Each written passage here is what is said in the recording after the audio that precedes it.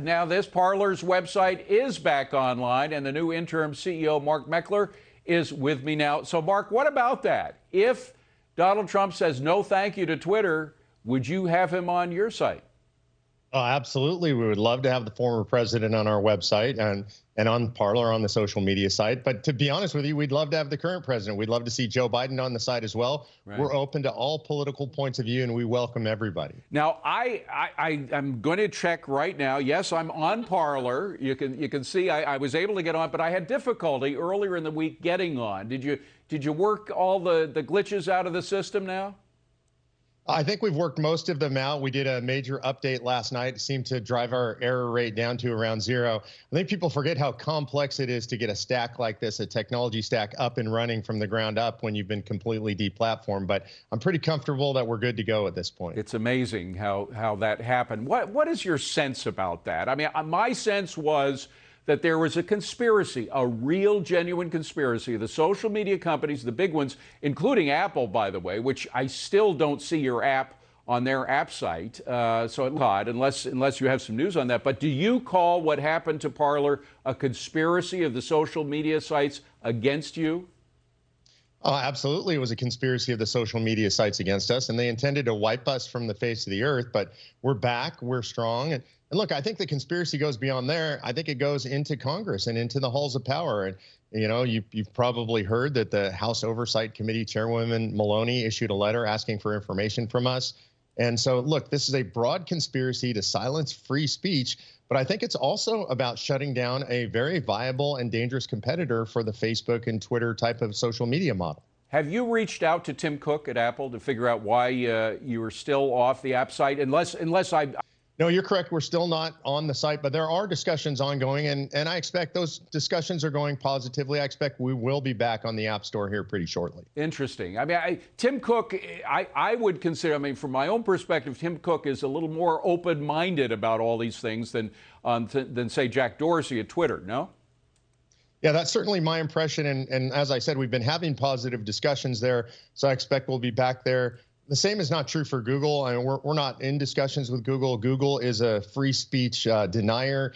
They're actually very censorious. And folks on Android devices, they're going to be able to what's called sideload the app from our website. What does anyway, that so mean, you don't Mark? have to go through the Google Store.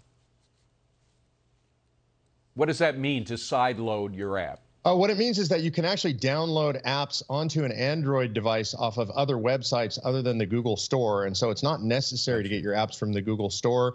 You can, but you don't have to. So people will be able to download our app directly from our website onto their Android devices. Now, Mark, what happened to your predecessor? Why are you now the interim CEO? You know, he served at the pleasure of the owners of Parler, and they made a decision to go in a different direction. And it's an ongoing personnel matter. So beyond that, I'm not really able to comment on it. Okay, but you say go in a different direction. What does that mean? It just means from a management perspective, the company itself remains dedicated to free speech. Parler is the free speech platform. It's the town square of the internet.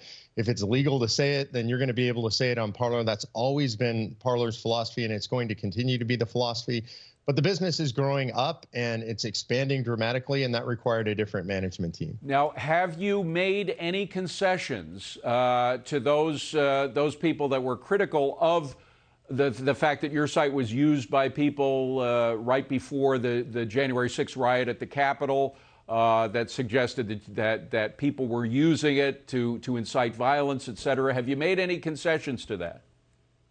No, we haven't. And in fact, if you look at the independent analysis that was done by Forbes, and it's really Facebook, it's really Twitter, it's YouTube, it's the other organized, there was very little organizing that was done on Parler in comparison. We have not made any concessions. We continue to have a platform that is a free speech platform. We're going to be using artificial intelligence to screen comments out for illegal activity, things that you would not be allowed to do in the public square.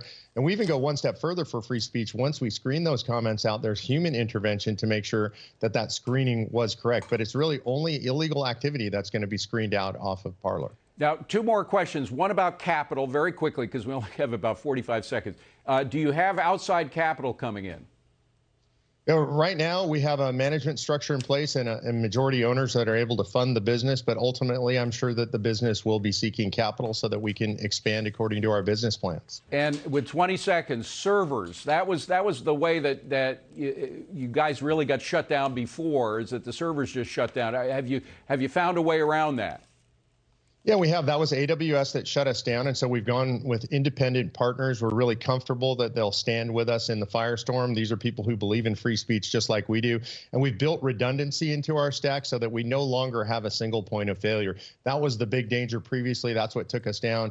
And we've removed those kinds of risks. Mark Meckler, we need you guys. We really need competition in that sphere, and you provide that competition. Congratulations. We wish Parler well. It's a vibrant medium, and we hope you continue with your great work. Mark Meckler, thank you very much. Appreciate it.